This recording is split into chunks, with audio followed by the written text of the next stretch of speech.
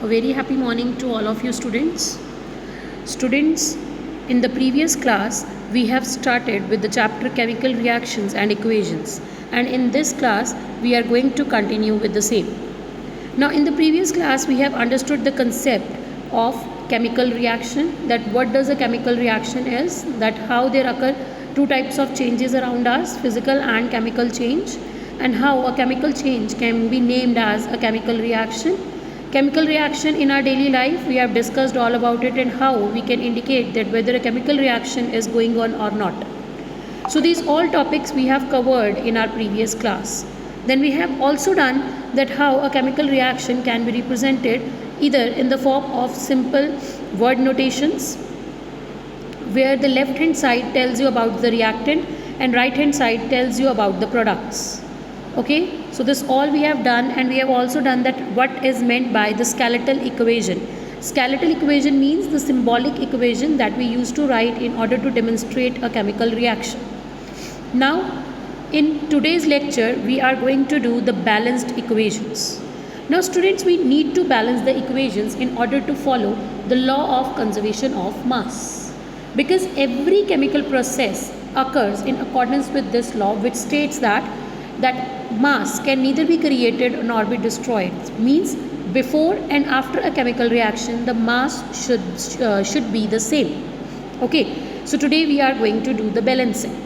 Now, a balanced chemical equation occurs when the number of different atoms of elements in the reactant side is equal to that of in the product side. Now, what is meant by this? Like supposedly I have taken this equation that CH4 reacts with oxygen to form CO2 and H2, right? Now here on the left hand side I am having one carbon atom, right?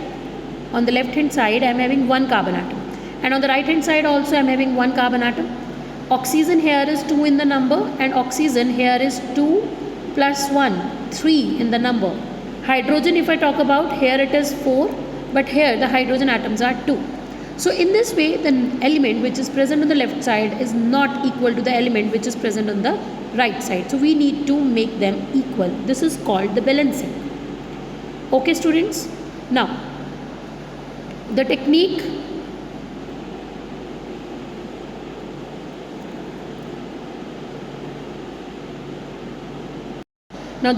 to balance the reaction is, firstly you need to understand the type of reaction.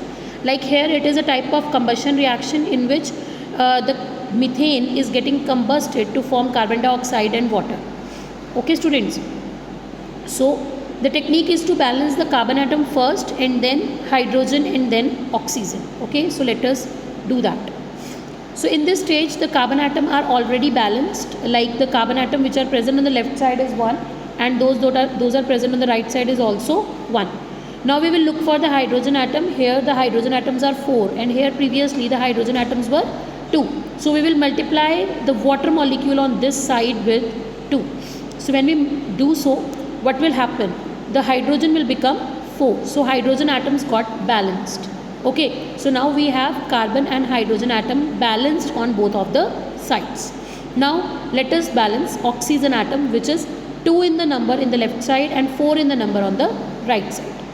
Now to balance the oxygen atom, what will we do?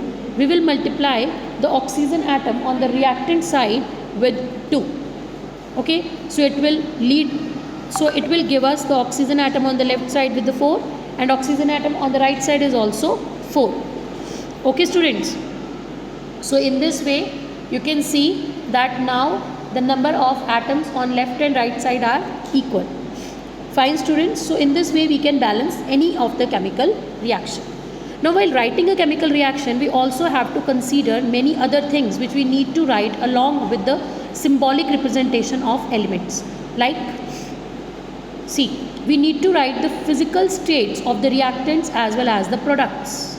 Okay, like for the gaseous we need to write G, for liquid we write L, for aqueous means the solution in water, we used to write AQ. For solid state we used to write S. So these are the symbols that we need to write along with the atomic symbol of the elements. Then sometimes the reaction that also have the conditions such as temperature condition, pressure condition, or some catalyst is used, then we used to write that on the arrow between the left hand side and the right hand side. Okay students, here are some examples which I have taken for your reference. See, here the G is written, here nickel and the temperature condition is written over here on the arrow. Okay, for water liquid L is written, and here the chlorophyll and the sunlight, this is the equation of photosynthesis.